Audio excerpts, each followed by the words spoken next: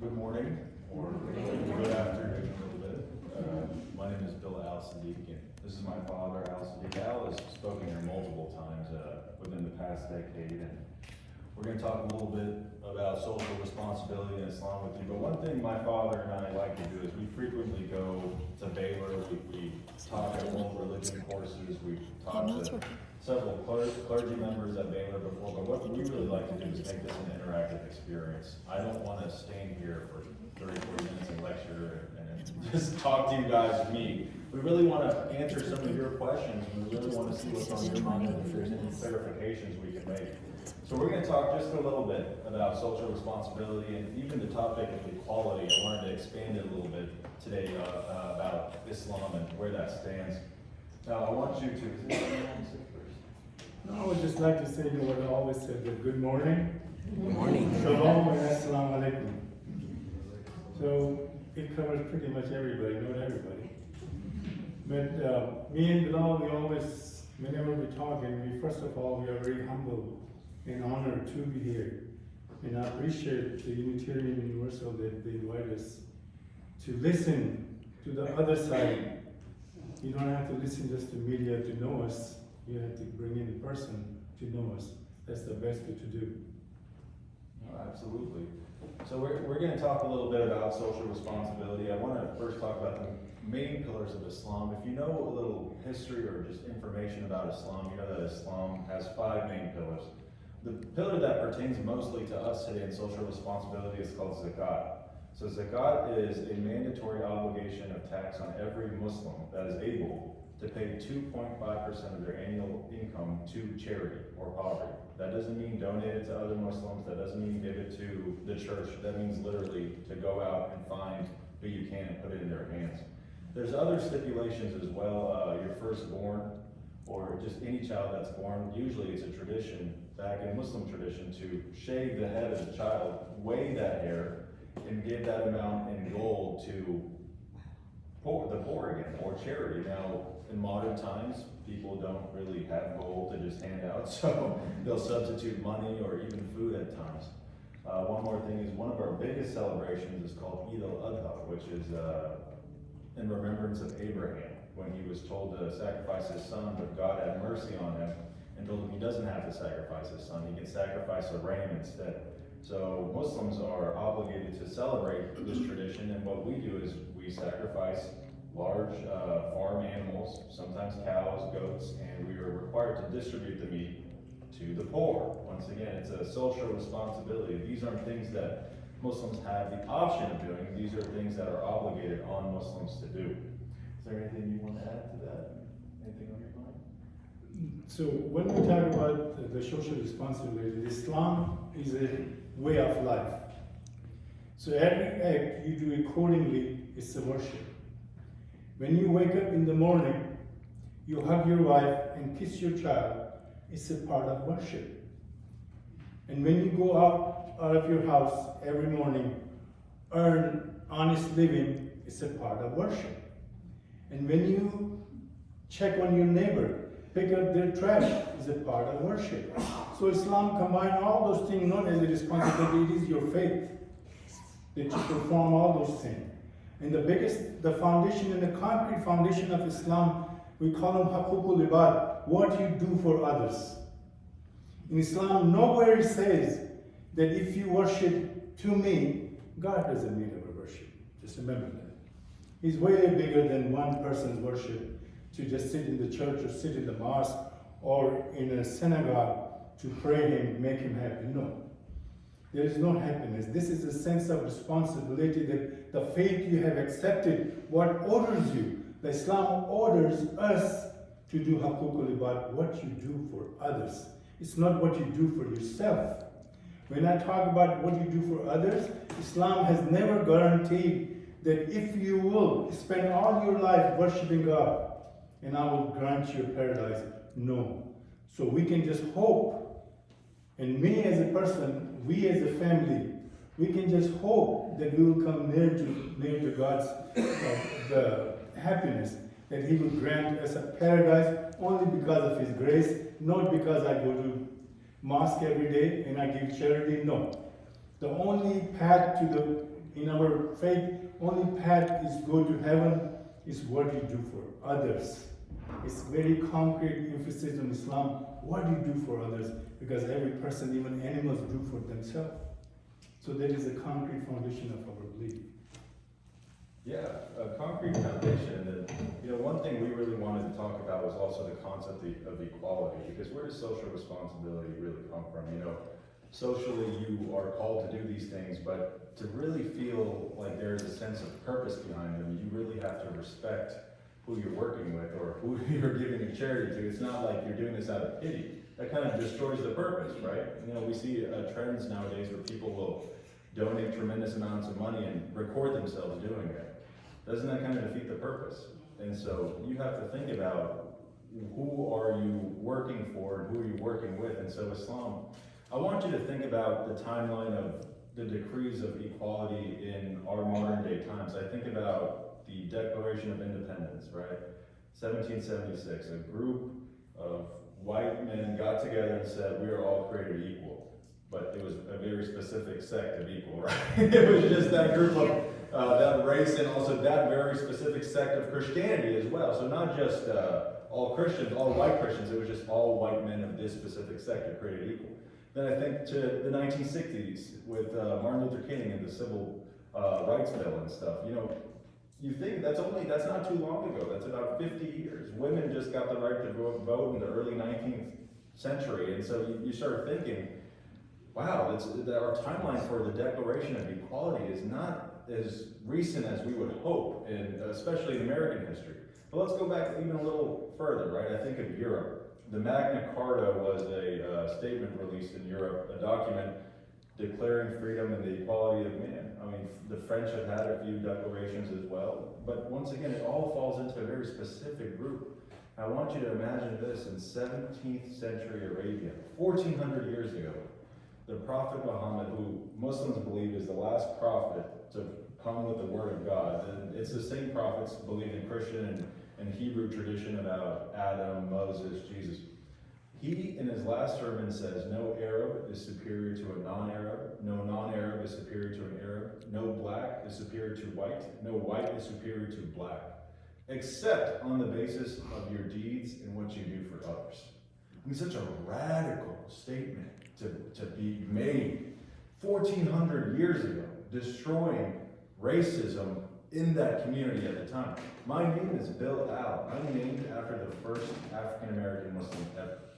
He was one of the companions of the Prophet. And you ask, why in America? This is a good kind of social history lesson.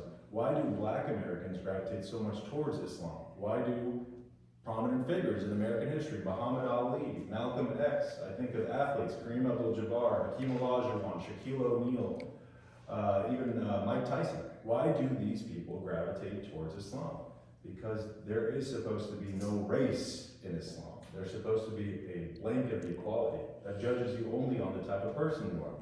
So your social responsibility isn't only just to serving your specific group of people, your church, your race. It's supposed to expand beyond your circle there. And so it's really interesting. There's a little history lesson right there to think, someone said this a very long time ago in the Middle East, that race is not what should determine how we treat people and how you are responsible for helping them. The Quran also in chapter 2 specifically mentions Christians, Jews, and at the time there was I think there were Sabians. I think there were fire worshippers in the region of the Middle East at the time. So there was all these different religions. And it goes on to say, I will judge the Christians according to their gospel. I will judge the Jews according to their scripture. I will judge the Sabians according to their book. And I will judge you, Muslims, speaking to Muslims, based on your Quran. Whoever does the righteous thing will have their reward with their Lord.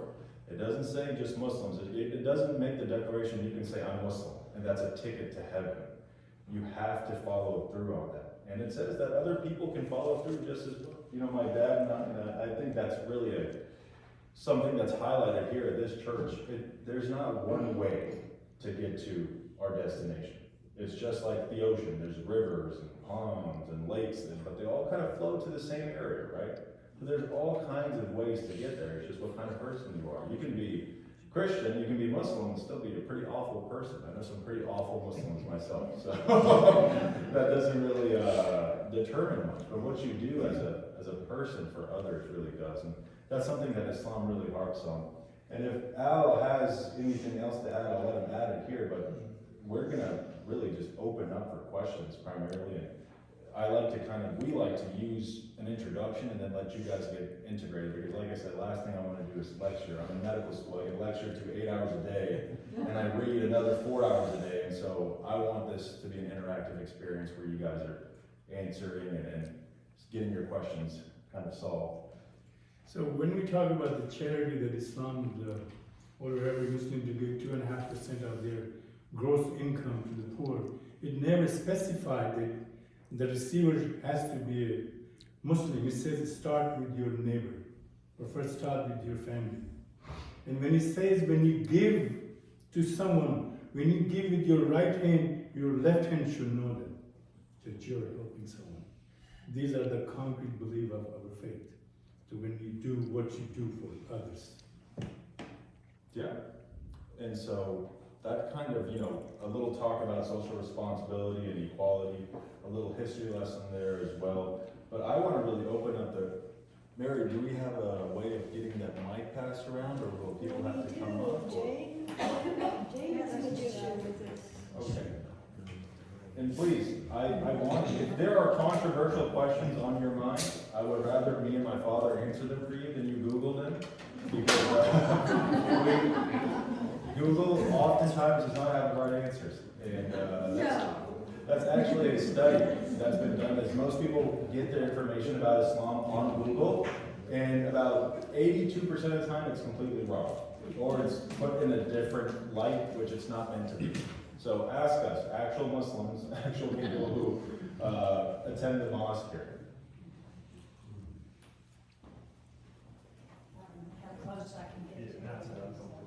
I really appreciate y'all coming today.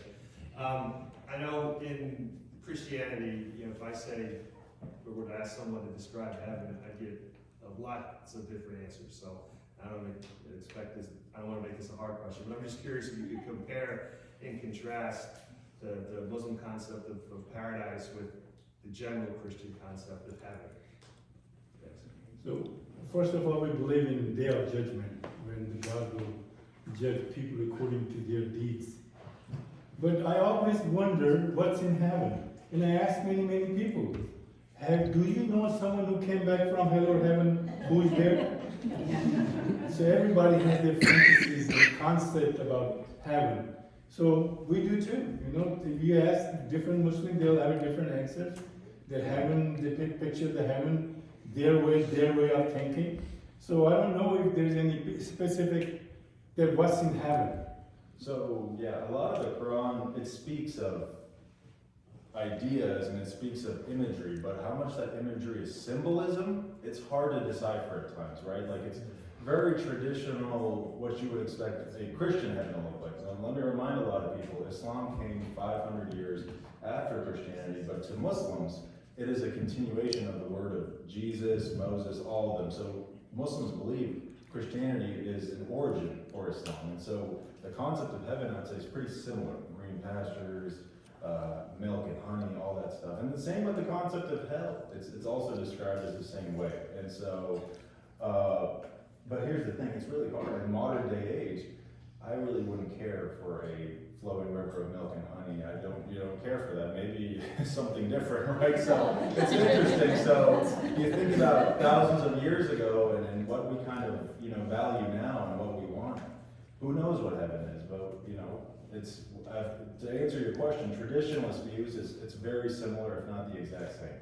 Thank you. But in Islam, that everybody's not going to heaven because they have done certain things.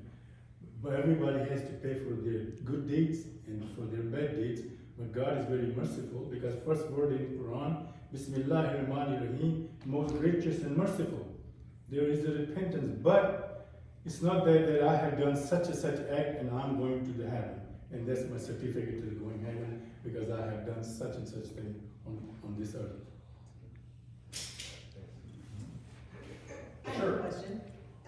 So many of us get hundreds of solicitations for help from agencies all over the world. And I think when you're talking about your neighbor, is there sort of a geographic scope of where we should be helping? You know, I say in America, there's plenty of food. Plenty of food we waste. So it is very hard to tell that, especially in this church, you know who's in need. And when you extend yourself and you go in neighborhood, you know who's in need. I personally don't like to give a bigger organization because majority of it goes in their administration costs. So what I do, the people I know, people I personally know or my friends know that who is in need, that's where we give. And in our mosque, we never keep more than $1,000 in our account. We give everything away because we don't know about tomorrow, if we're gonna be here on this earth or not. That is wonderful. It's an honor to have you here. Thank you guys, yeah, we appreciate you.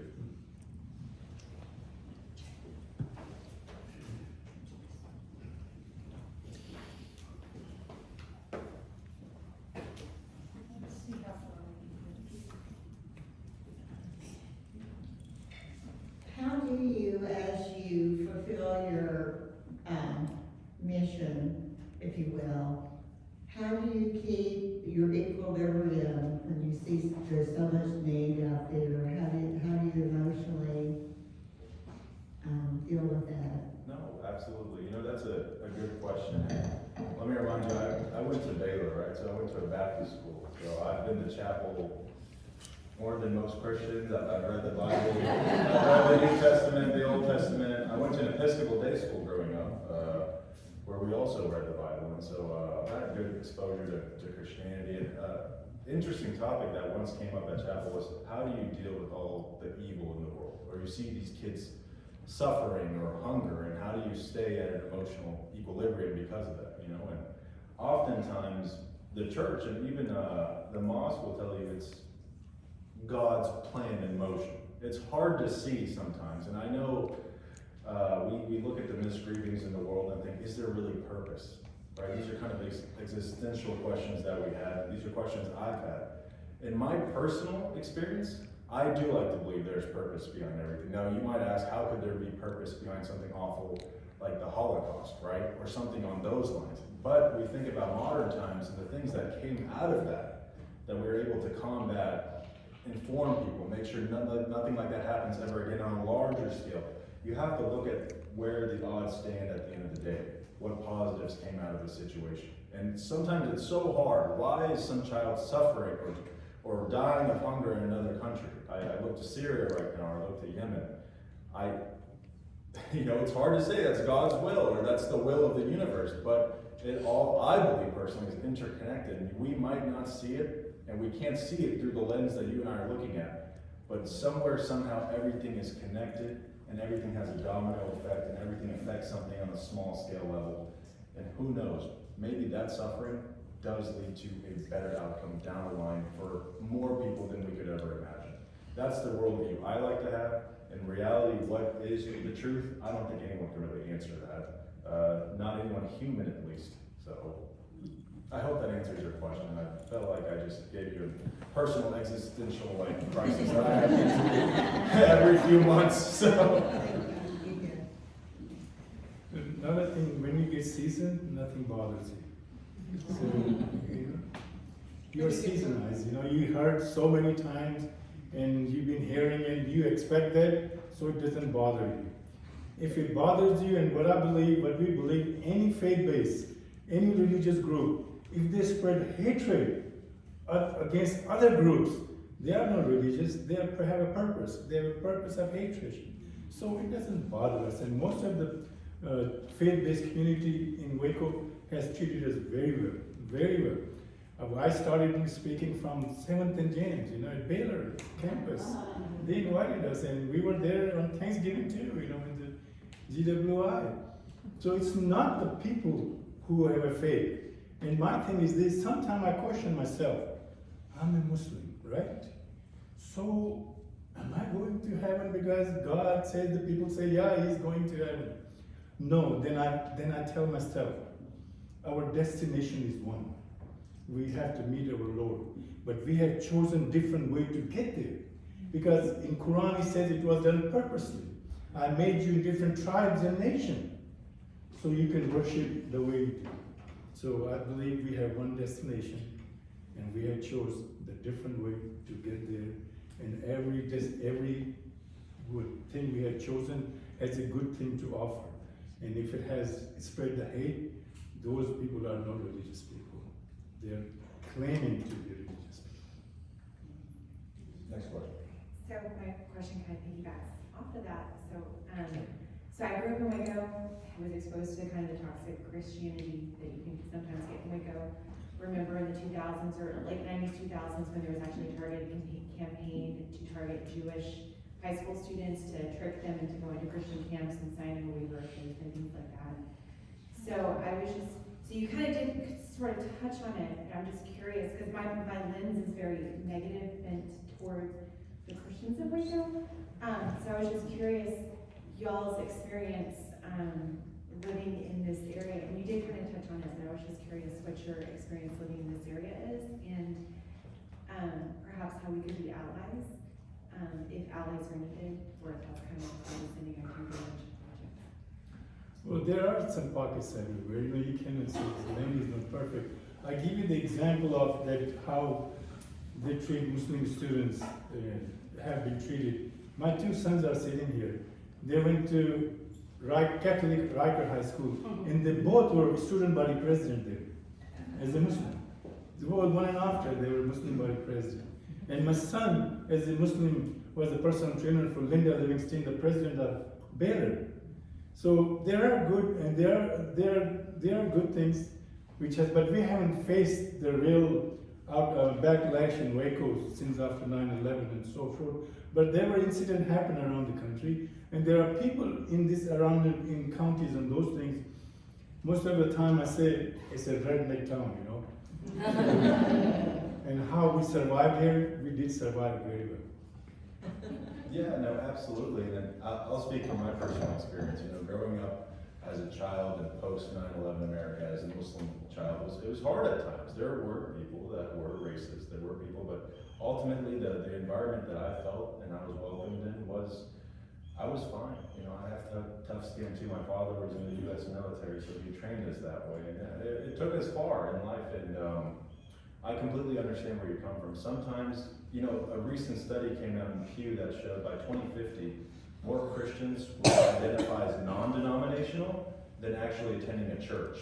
And that is what you're describing. There's a big disconnect happening in our modern era from the idea of church.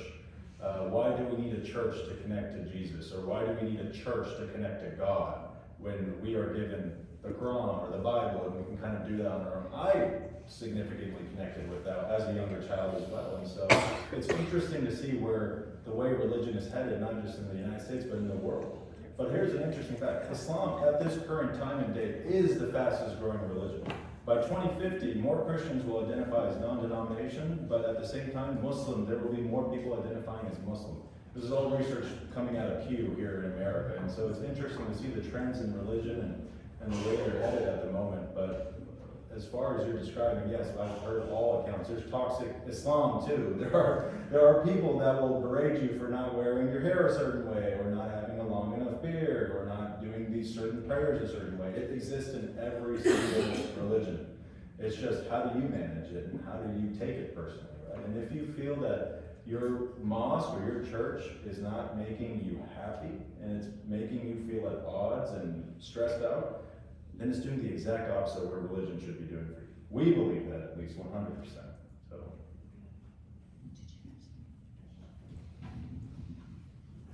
I noticed when you were speaking earlier, you were talking about Muhammad and how long ago that was, and these are things I was not aware of. And I'm just wondering, when did certain Muslims decide to go in a different direction than what Muhammad was actually teaching? Right. So, like, are you referring to in modern times, or? Well, yeah. I mean, as far as I know, this has been going on for quite a long time. Right.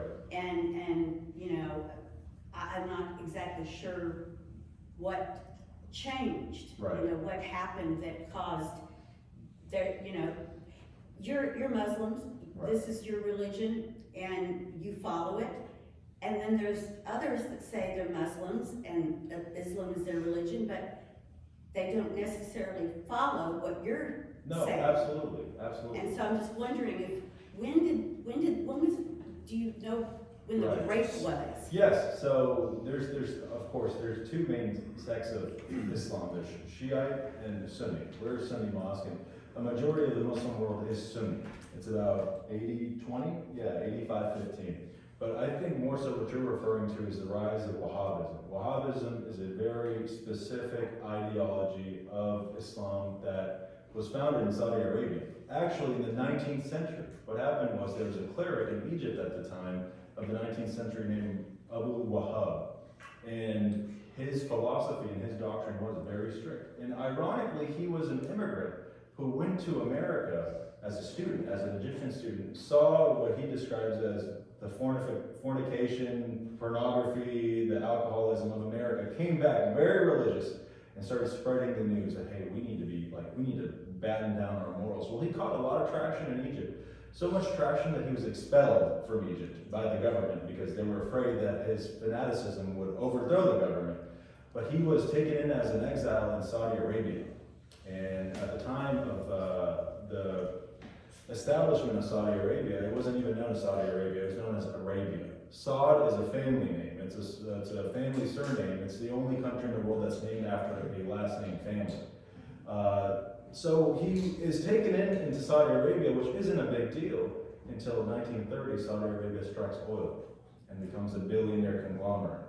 So now the ideology that found refuge in Saudi Arabia and is being welcomed starts to get a way of outsourcing their ideology. Why? Because they have billions and billions and billions of dollars. So what they'll do is they can go into poorer countries like Afghanistan, Pakistan, surrounding areas, and open up schools, open up places that will spread or teach their ideology as well. So Islam up until the 19th century was a very, what you see today in terms of the conservatism is not really a good representation of what true Islam was.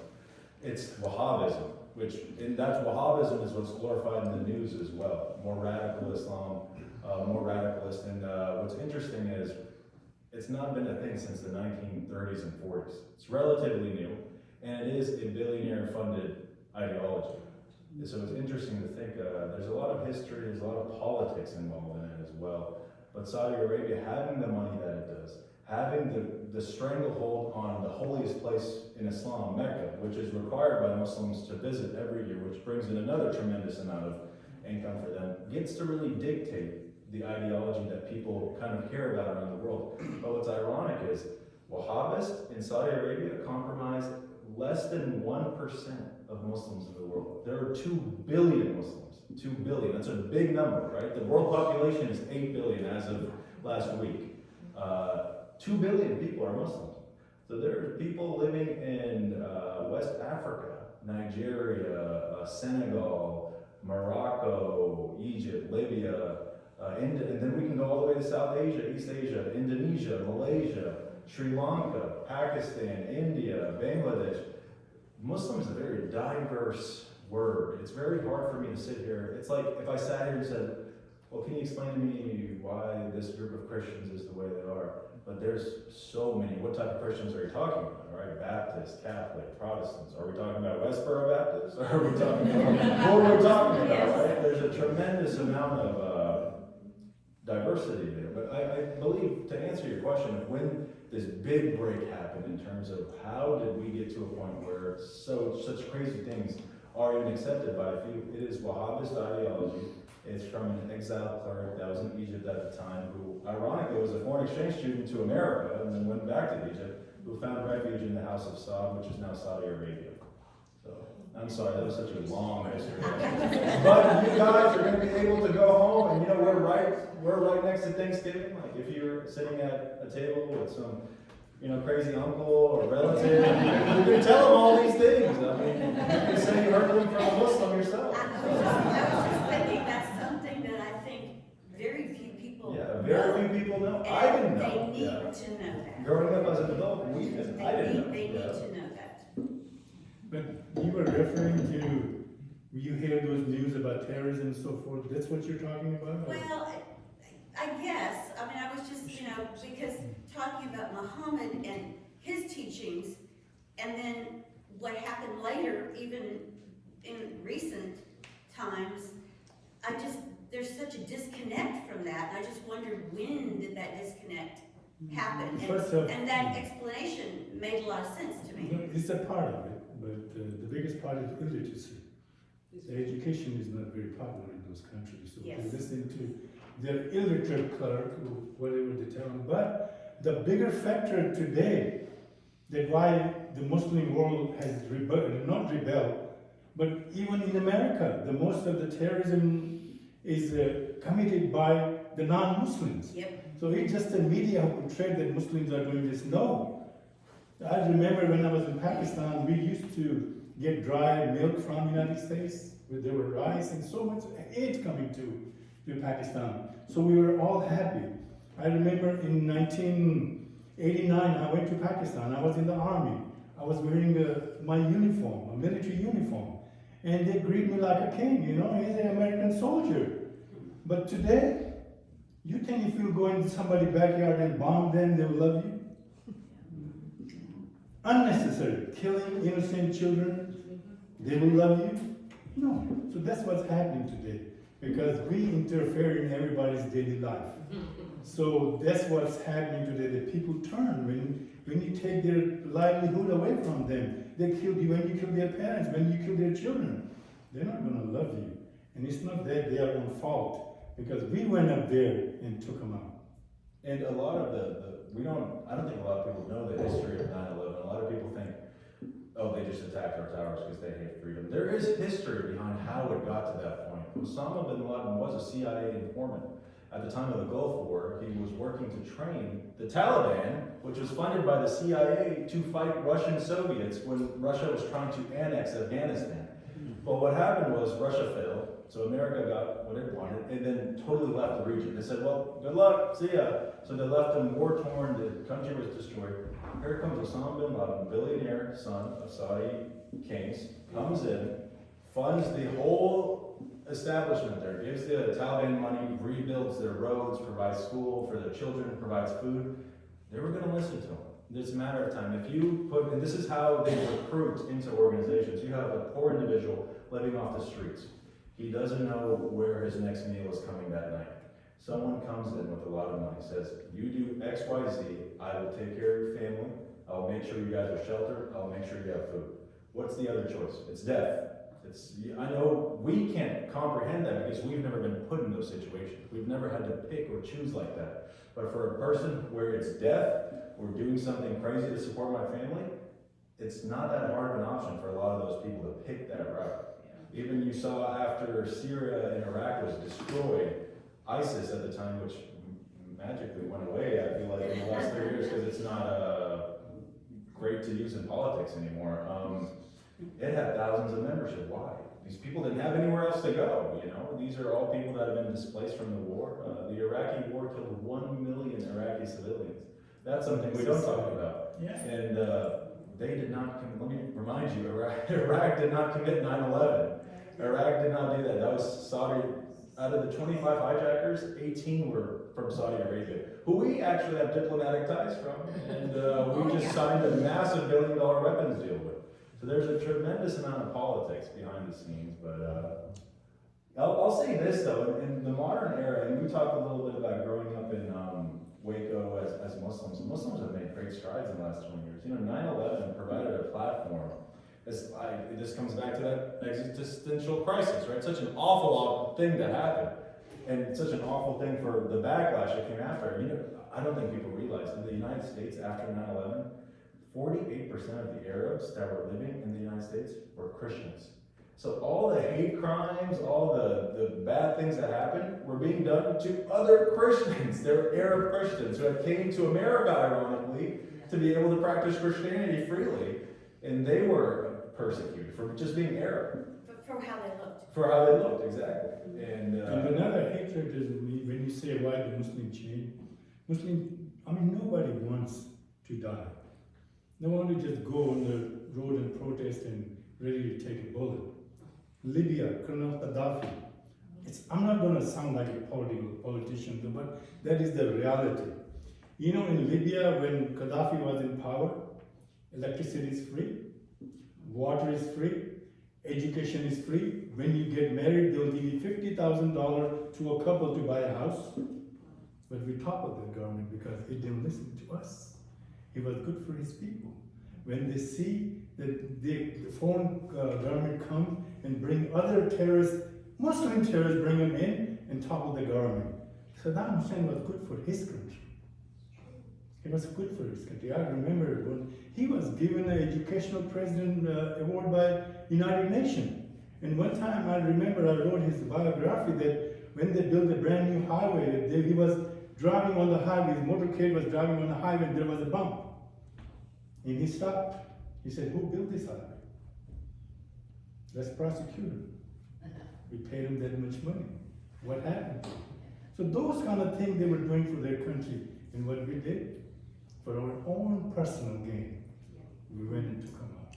And now we're seeing the consequences. So every bad deed has the consequences. Thank you. Yeah, no problem. Educating. Yeah, absolutely. My question, I'm a student of history, and so I'm incredibly fascinated by the history between Judaism, Christianity, and Muslim, or Islam. So, I'm just curious about how much the history between the other two religions are Right. intertwined. no, in absolutely, Islam. yeah, so for Muslims, and a lot of people don't know, Islam to Muslims, I want to make that clear, to Muslims is the finalization of Judaism and Christianity. It's supposed to be the final word of God, completing that message that he was trying to bring all the way from Adam to Jesus to Moses, and for Muslims it ends at the Prophet Muhammad, peace be upon all of them. And so it's very intertwined. You know, they call it the Abrahamic faith. They believe all three kind of began with Abraham, and they all can stem their roots to Abraham. And we believe you can even go a step further. You can stem it back to Adam. And so those three are so intertwined, and they all started the same region, the Middle East. It's interesting, right? Like how people in Europe and now even America are practicing a religion by a group of Middle Eastern people thousands of years ago. That includes Christianity and Judaism and Islam. And it's interesting to think all three of them hold very similar concepts. The oneness of God, all the prophets that came, Moses, Adam, Noah, they have the same stories. So they are, Muslims and Jews are referred to as cousins. Some people believe that Abraham had two sons, Ishmael and Isaac, and that was the bloodline that split right there and created different kind of regions. What is actually true and what is actually is the reality of the situation is totally up for debate, but Islam is undoubtedly intertwined with Judaism and Christianity, and it's the only religion that mentions the other two in its religious text. It says Christians and Jews are people of the book. Respect them, you are allowed to eat their food, you're allowed to mingle with them, you're allowed to wear their clothes, and so there are a lot of things that intertwine all three of those religions. So in Quran, there's a whole chapter about Maryam, where Jesus is mentioned more than Prophet Muhammad, peace be upon him. Muslim cannot be a Muslim unless he believes or she believes the miracle birth of Virgin Mary. So these are in Quran. Interesting. Yeah, there's a whole chapter about Mary in the Quran. And we believe this, that whatever it started from Adam and Eve. And Christianity and Jews, like you said, is a people of book. We are allowed to marry them. We are allowed to live with them and eat with them. And there's all prophets, Moses, Jesus, Jacob, they all mentioned in Quran. And the Quran tells Muslims that you don't go convert anyone. You just go give them a message. Give them a message to especially the Christian. Read Quran not because it's a Muslim book, because there's a whole chapter about Mary in there. There's a talk about Jesus' birth, a miracle birth by Virgin Mary. These all are embedded in Quran. And a lot of people don't know this. When Muhammad got the message from God, we believe that he was given the message by God, kind of like how Moses saw the burning bush in the desert. The first thing he did, he was terrified.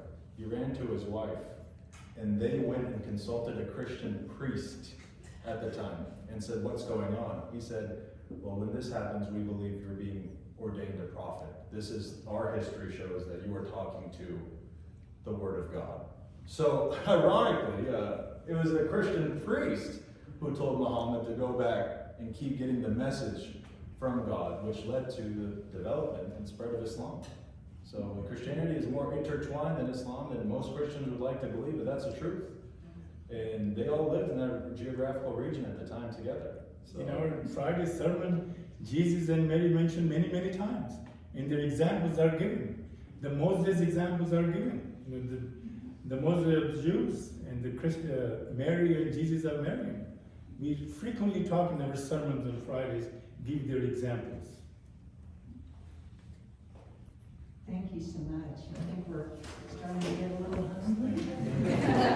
thank you guys.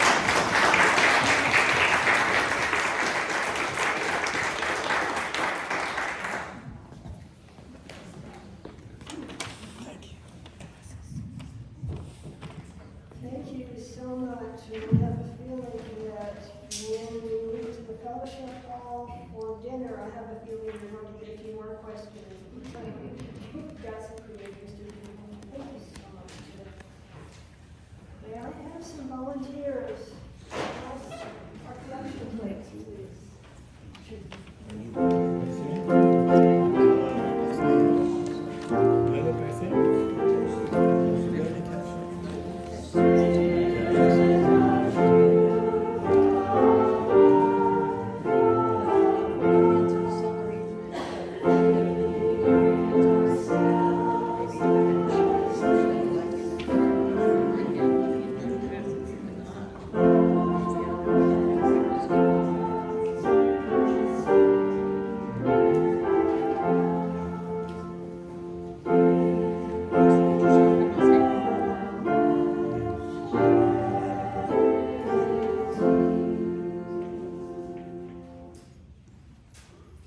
Please rise, embody your spirit, and join us in singing our final song.